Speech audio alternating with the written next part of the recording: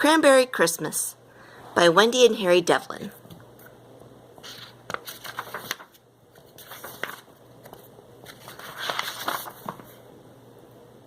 Christmas was coming. Snow was on the cranberry bog, the smell of pine in the wind, and the freshwater pond frozen smooth. Mr. Whiskers, looking out from his kitchen window, was deep in gloom. Christmas was only 3 days away, and his pond should have been filled with skaters. Skaters in bright sweaters, laughing with their scarves flying in the wind. And he should have been there teaching them all to twirl and do figure eights. But old Cyrus Grape had changed all that. He had moved next door to Mr. Whiskers, into the stone house on the rise, and claimed that the pond was on his land. Mr. Cyrus didn't like children. Whenever he saw them on the pond, he would hop on his sled and slide bumpity-bump down the hill. "Scat! Off my pond, or I'll have the sheriff after you!" Cyrus would shout as he shook his cane and chased the skaters to the snowy banks. "It's my pond, you old scoundrel! Mine!" Mr. Whiskers would boom back. But when the old sea captain searched through the attic, the desk, and the cellar of his little gray cottage, he could find nothing to prove that he owned the pond. He began to wonder if he did own the pond. Mr. Whiskers brooded, Cyrus Grape cackled, and the little children sadly hung up their skates. Today there were new troubles for Mr. Whiskers. A letter from his persnickety sister Sarah in the city announced that she was coming for Christmas, and after the holidays she expected him to come back to the city to live with her. "You can't take care of yourself. Your house looks like a shipwreck, and your money box is always empty," she scolded in her letter. Mr. Whiskers frowned. He liked the way he took care of himself. In the summer he clammed and felt the water and sand on his bare feet. In the winter he ice skated with the children all around him like a school of fish. To think of leaving Cranberryport! The idea of living in the city with Sarah and her striped cat made Mr. Whiskers furious.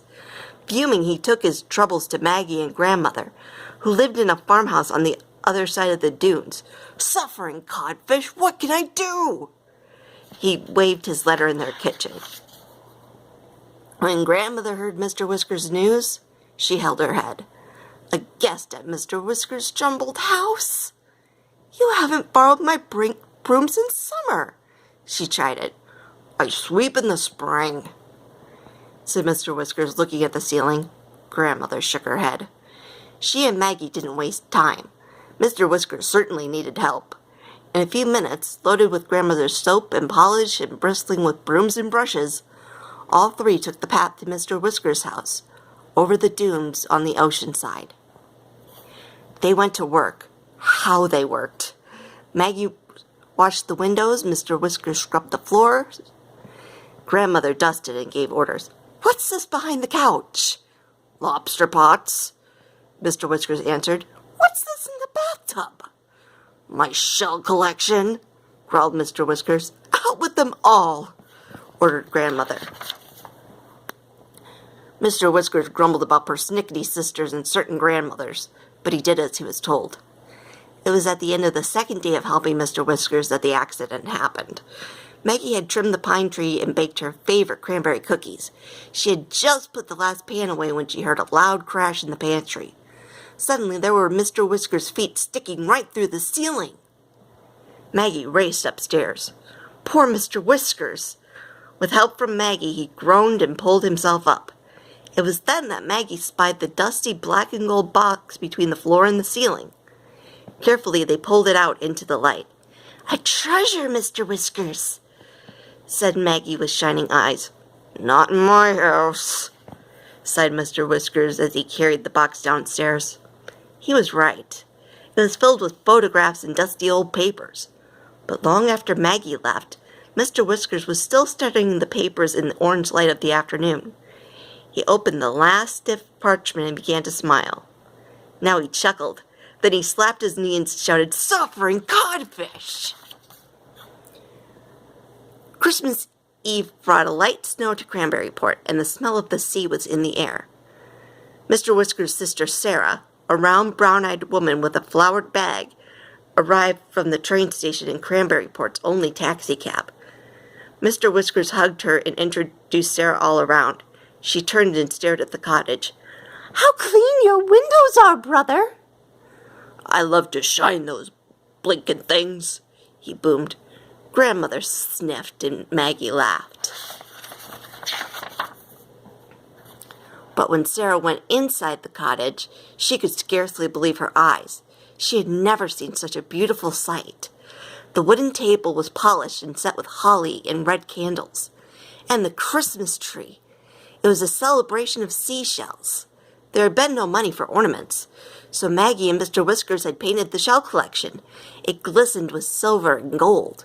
There were chains of snail shells, silver clam shells, and a golden starfish at the top. Sarah clapped her hands. "Brother, you're a wonder!" Mr. Whiskers smiled behind his whiskers. The night was a triumph. From the supper of clam chowder, grandmother's famous bread, hot spice cider, and Maggie's cranberry cookies, to the singing of carols around the old piano. Mr. Whiskers pretended to cover his ears when grandmother trilled on the high notes. And there were gifts from the old sea captain. A sea-worn bottle, blue as a sapphire, for grandmother, a giant pink shell for Maggie, and a small ivory box for Sarah.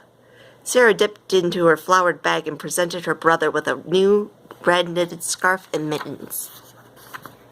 It was midnight. As Maggie left, Mr. Whiskers whispered into her ear that the children of Cranberryport should be at the pond at noon tomorrow. He winked in a most mysterious way. Christmas afternoon was cold and bright. Mr. Whiskers darted among the skaters and had just stopped to catch his breath when he heard the voice of Cyrus Grape. "Arrest them all, Sheriff!" Behind Cyrus stood a tall man with a broad-brimmed hat. There were screams as the skaters fled in every direction. All except Mr. Whiskers. Mr. Whiskers pretended he hadn't heard a thing. He skated, he whirled, and then he stretched out his arms and glided like a great black-whiskered bird. Mr. Grape's face grew red. "Off to jail with you!" Cyrus screeched, pulling the sheriff after Mr. Whiskers. "I'm skating on my old pond, you old fraud!" cried Mr. Whiskers, turning and slowing until he faced Cyrus Grape. Slowly, triumphantly, he reached into the pocket of his brass-buttoned coat and drew out a yellowed, red-sealed paper and waved it under Cyrus Grape's long nose. Then he handed it to the sheriff. The sheriff studied it carefully and looked at Mr. Grape. "This paper proves that the pond belongs to Mr. Whiskers," he said. "You, sir, are trespassing on Mr. Whiskers' pond." Cyrus Grape turned a deeper red and roared with rage.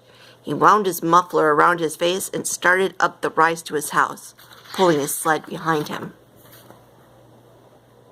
Mr. Whiskers turned to the children and raised his hand for silence. "My pond is yours, to skate on whenever you like. Merry Christmas to everyone." The crowd cheered.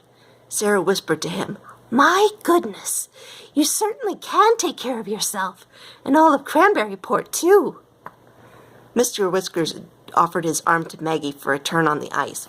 They skated off joyfully. "I'm a wonder," he said to Maggie, and even his whiskers couldn't hide the smile on Mr. Whiskers' face. The end.